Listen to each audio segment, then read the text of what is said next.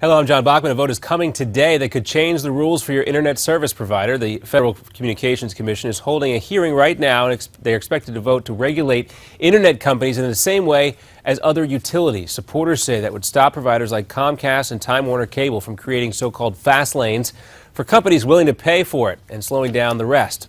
Critics argue the rules will mean slower innovation and higher prices. Up until now, he was known as Jihadi John, but several reports are now identifying the mass killer seen in several ISIS propaganda videos as Mohammed Emwazi. They say the Kuwaiti-born Brit comes from a prosperous family and grew up in London, eventually getting a computer programming degree. He apparently joined ISIS in Syria about 3 years ago.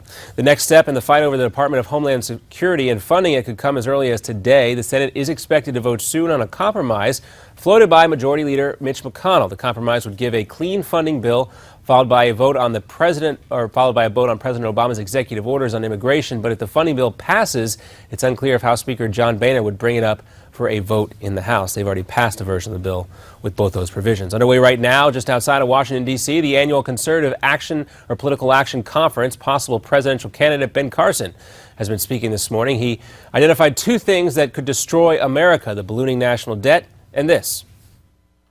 The other thing that threatens to destroy us: radical Islamic terrorists all over the world. Well, Dr. Carson also says the next president needs to get rid of the dependency that some Americans have on government. And by a vote of 12-8, the Senate Judiciary Committee approves Loretta Lynch to become the next Attorney General. Committee members have been debating Lynch's nomination earlier. Alabama Senator Jeff Sessions asked his colleagues to vote no.